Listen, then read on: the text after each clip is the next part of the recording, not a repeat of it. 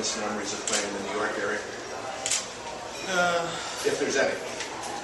Well, it's one of my favorite places. Even, I was in the final quite a few times when I played the Open. I lost twice to John, I lost twice to Jimmy.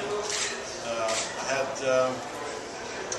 played really well when we played the Masters in the Madison Square Garden. Won a couple of times. But I always have a nice experience coming to New York. I had a place out in Long Island for many years, a house. I have a lot of friends here, so I've been still coming to New York because it's a great city, and I've always enjoyed the city. And so to come and play, and especially to come and play this time, it's a special thing. We decided very quickly. We were last week in Saint-Tropez, both families, both John's family, my family, and John asked me if I want to come over and play, and I said, of course. The respect I have for John, on the court and off the court, it's an enormous respect. Plus, he's a good friend of mine, and so for me it was not a tough decision not to say no. So I'm just very happy to be back in New York, in the States, and for team tennis to play one match and to play John here at his academy. So it's going to be a great day. John, could you not talk Connors into playing here? He's really afraid of us, both of us. No, but Bjorn would have been my #1 choice. Obviously, we just had this documentary, but he's quite honestly saved my ass, and this is a big fundraiser. All the money's going to the academy to try to provide some more opportunities. So it was. I didn't even really want to ask, but I felt like he's the only guy that would be even above what Jimmy, when Jimmy was bringing it, obviously. So it's awesome and much appreciated. Needless to say that Bjorn was willing to step in here. John, Bjorn, both of you, what's the feeling when you see each other on the other side of the net now at this point versus 30 years ago? What kind of feeling is it on for you? Well, for me, it's always a special thing. Not only to play John, but to see him once in a while too, because, like I said before, with the rivalry we had in the past, and even with a lot of great matches on the senior tour. So every time I think when I walk out on the tennis court with John, it's always going to be a special moment to see him on the other side. It's a special thing, and as long as I can stay in shape and play tennis and play against John once in a while, I think that would be a great feeling. And it brings back nice memories, what we did for tennis in the past. I'm proud. I think even John is proud that we, lifted tennis to a different level. We helped tennis a lot, to come to the level tennis is today, and we were part of that during our time. So we're very proud of that. Bjorn, these two books that have come out in this HBO special. Do you look back to 1981 and sort of have any regrets that you retired at that point? Started your retirement? Well, first of all, I think that documentary it's a great documentary, and back home I've seen it quite a few times, and it's nice to go back and see what's happened, even if you remember all the things. But I didn't have any regrets. The regrets maybe the only regrets I had maybe was to play John a few more times in our great rivalry that we built up. But all the matches we played was great matches, and to play this guy was the biggest thing for me in tennis to play against. John, what memories this summer bring back the documentary and the books coming out and now playing you again? Memory's a wonderful thing, and this was, I'm very proud of that. Bjorn hit the nail on the head when he just said, I envision my corkscrew slice serve out wide and hope he doesn't return as well because I can't bend anymore. So that's sort of what is that now. It's just, but you sort of envision what it was going to be. It's like he knows what I'm going to do, I know what he's going to do, and it's just the most important thing is that we remain in contact, and one way to do that obviously is when we get on the court together, and you never can take away what happened in the past. And even much more prouder now when you get to see something as well done as what they did with HBO. Does it matter who wins tonight?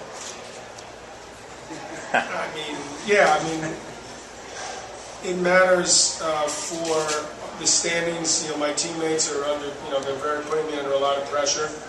That I've got to pull out the singles win since we almost lost last night. So, Bjorn, if you don't mind, but it doesn't matter really. At this point, what's more important is if we hopefully people walk away from this feeling they've had a great evening, and hopefully we can bring back a little magic a couple times. John, can you tell us about a time when your fans really impacted your performance, and does that have anything to do with you starting the academy at all? Fans quite often can impact performance. If you have a home court advantage, it's huge. I managed to get, I more than any other player seemed to have a huge amount of support at the beginning of the match. By the end of it, they were booing me. I don't know how that happened. And the other part was starting the academy. That's really because Bjorn again was so right. This was an incredible time. I'm biased, but for tennis and what he brought to the table, and Jimmy and me coming in, and hopefully we elevated the game. And to sort of see it now, where it's not at that same sort of level of interest in the Americans, we don't have the players that we had before. 2 guys we have in the top 10, but they're late in their career. We're not guys that are winning, and get the more than that, just getting the buzz back in the sport. So that's really why I started. Do you think, is there any comparison of, in the late 70s, it was Connor and McEnroe and Borg. Now you got Djokovic, Federer, Nadal. Do you make any comparison between the three, the trump, the 3 players there, and maybe where the level is with these 3 guys now? Well, I'll let Bjorn finish this thought, but they're getting closer to our level now. Those 3 guys, they're not bad. No. I can relate to Djokovic because I was trying to break in the mix. It was Jimmy and Bjorn, and it took these guys are selfish, just like Roger and Rafa. They wanted to win all of them, and it's hard to break in, but you've really done something incredible when you have. And so I think it's good for the game that Novak has done this now, and it makes it more interesting. Well, it's like John said. Rivalry is the best thing for any sports, and like you said, it was Connors, John, myself, and this maybe Murray is coming into. It's 4 guys in the top, and it's better to have 4 guys than 2 guys. It makes it even more interesting for tennis and the matches. People want to see great matches, and when you see these guys play, they play incredible, unbelievable good matches, and that's what everybody wants to see. What's it like when you have a rival? Now you're on top, and then somebody else comes along. Just psychologically, what's that like?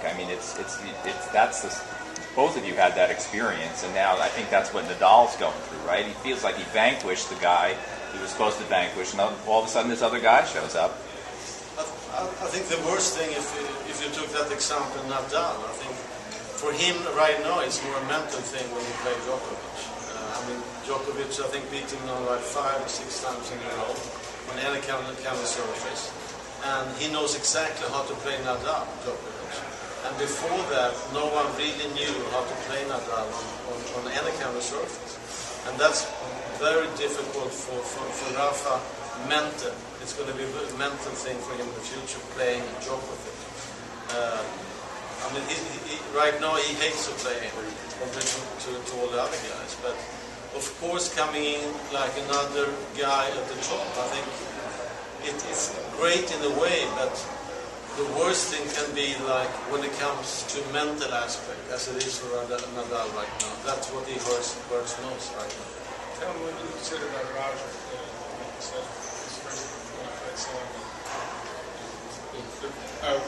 Bjorn was in London also, and he made a similar type of thing, and I think he was absolutely right where when Roger played Tsonga and he was up 2 sets to love, it was the first time Bjorn had said he'd ever seen him drop mentally.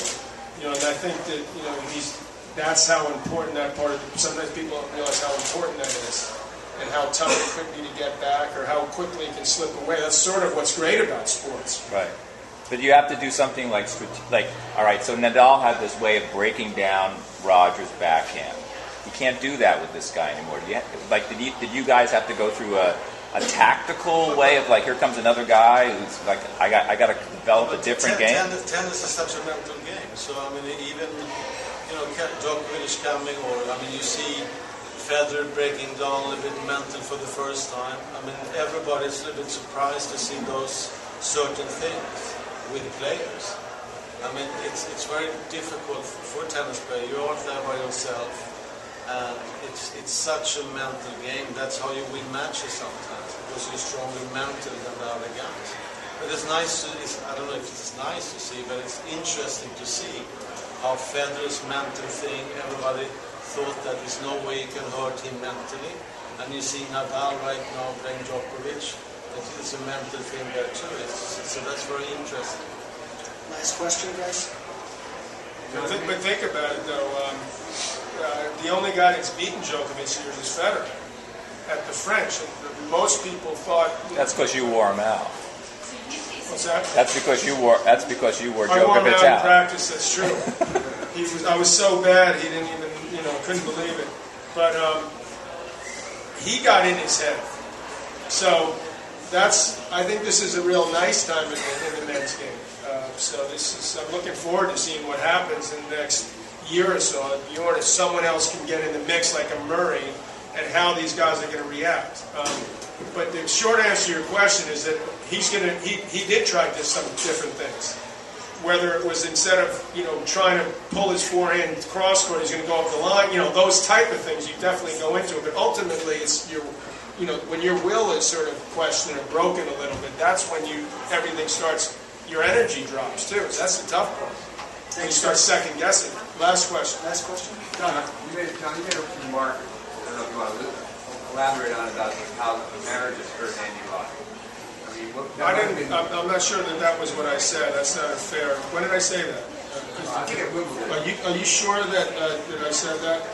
Marty Fish made a comment about it, about how he thought you were wrong, and so forth. Well, I mean, Marty and him are great friends, so he obviously would defend him. All I said is that in my experience, I'll speak for myself, that you could at times use a lot more energy than you'd like to, even though I said I believe and I felt in some ways myself that you could be happier off the court or happier than ever been, but that doesn't translate to what's happening on the court, where you need to have the killer instinct. So you weren't talking about Roddick's marriage particularly? No, I'm talking about the fact that maybe the fact that he was happy actually in some cases helps people, in some cases it doesn't. And so far it seems like the energy that it requires to deal with the likes of Federer, Djokovic, Nadal, you need to give like 7 hours a day. You need to do absolutely everything perfectly right. I'm not that stupid, that I'm going to say something like, he's married to the wrong person. Thanks, guys.